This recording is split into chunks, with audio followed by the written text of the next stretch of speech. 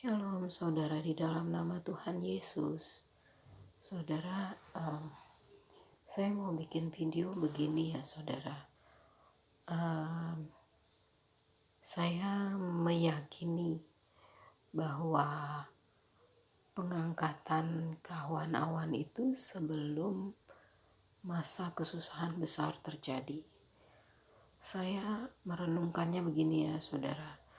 Sebelum masa kesusahan terjadi,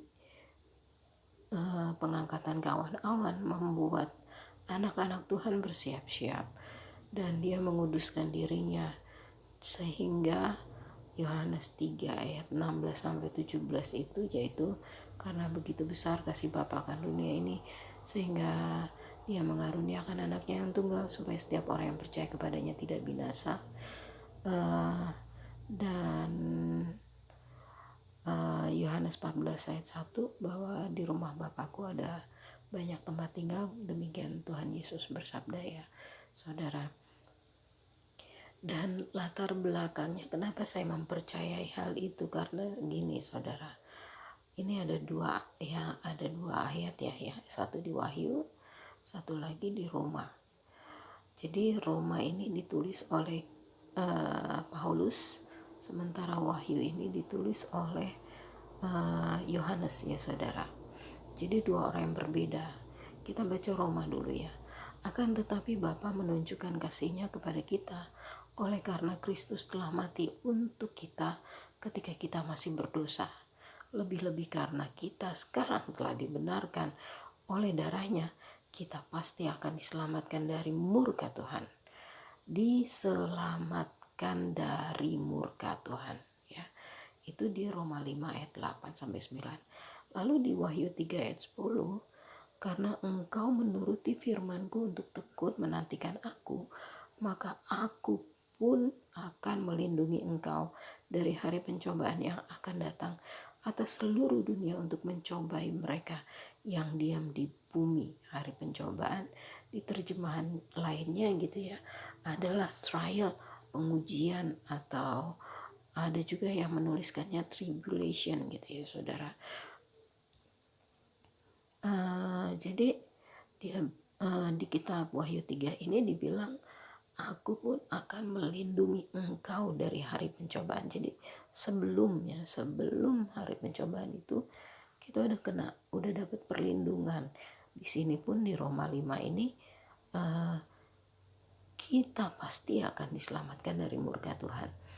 Nah, jadi konsisten juga dengan firman Tuhan bahwa Tuhan Yesus sendiri mengatakan, berbahagialah hamba-hamba yang didapati Tuhannya berjaga-jaga ketika dia datang. Aku berkata kepadamu, sungguhnya dia akan mengikat pinggangnya dan mempersilahkan mereka duduk makan, dan dia akan datang melayani mereka. Ya saudara, lihat ya. Jadi kita menjadi hamba yang bersiap-siap. Kita menantikan Tuhan. Kita siap-siap kan bukannya siap-siap mau kemana, tidak dengan prinsip dunia, tapi siap-siap ya dengan cara menguduskan diri kita ya. Hidup bersandar penuh kepada Bapa di sorga dalam Tuhan Yesus. Apalagi ya saudara, di sini disebutkan ini ya saudara, ini saya bikin saya aktifkan terjemahan bahasa Indonesianya, silakan saudara baca. Ini ini dari websitenya itu ya, Forum Ekonomi Dunia. Nah, jadi saya buka dulu Alkitab ya saudara, di Alkitab di Yohanes. Lama kali. Yohanes 14 saudara, ayat 1 dan 2. Janganlah gelisah hatimu, percayalah kepada Bapa, percayalah juga kepadaku. Di rumah Bapakku banyak tempat tinggal. Jika tidak demikian, tentu aku mengatakannya kepadamu, sebab aku pergi ke situ untuk menyediakan tempat bagimu. Coba saudara bandingkan lagi ya saudara tadi dengan ini saudara. Saudara nggak punya apa-apa. Tapi sebelum jauh sebelum ada kampanye ini, yaitu ya tidak akan memiliki apa-apa. Ini yang di layar hitam ini ya, tidak akan memiliki apa-apa dan akan bahagia. Tuhan Yesus sudah duluan bilang bahwa di rumah Bapakku ada banyak tempat tinggal. Jadi mau diambil orang ke rumah saudara, Bapa di sorga sudah menyediakan tempat tinggal. Kalau kayak gitu, saudara pikir itu sesudah masa kesusahan besar atau sebelum masa kesusahan besar? Jadi saya sih nggak terlalu pusing ya, saudara mau percaya itu, oh itu salah. Harusnya kita mengalami masa kesusahan besar dulu, baru kita rapture. Terserah saudara. Tetapi di sini Tuhan Yesus sudah menyatakannya di firman Tuhan, bukan ucapan saya, tetapi Tuhan Yesus sendiri yang menyatakannya bahwa Dia sudah menyediakan tempat tinggal bagi kita. Dan juga ya saudara, kalau sudah disediakan, kalau saudara mengimaninya bahwa harus masa kesusahan besar dulu dilewati, itu keyakinan saudara, it's okay.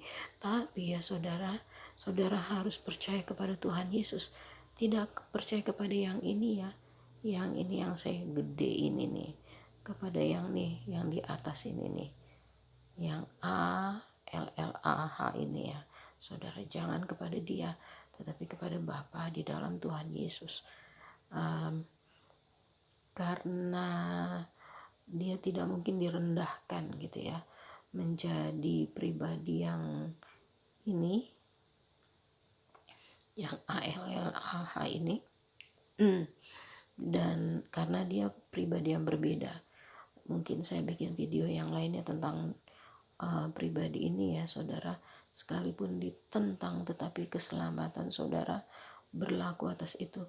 Saudara tidak mau dibilang nyala daripadaku kan, aku tidak mengenal engkau, karena nggak bisa saudara nggak bisa menduakan dia, satu pribadi yang jahat, satu pribadi yang baik. Enggak, Tuhan Yesus ya Tuhan Yesus saja. Mau dibilang Yeshua kayak, mau dibilang Jesus atau Yesus gitu, tapi tetap bukan ALLAH ya saudara. Demikian saya sampaikan. Sampai kita bertemu di awan-awan Maranatha. Shalom.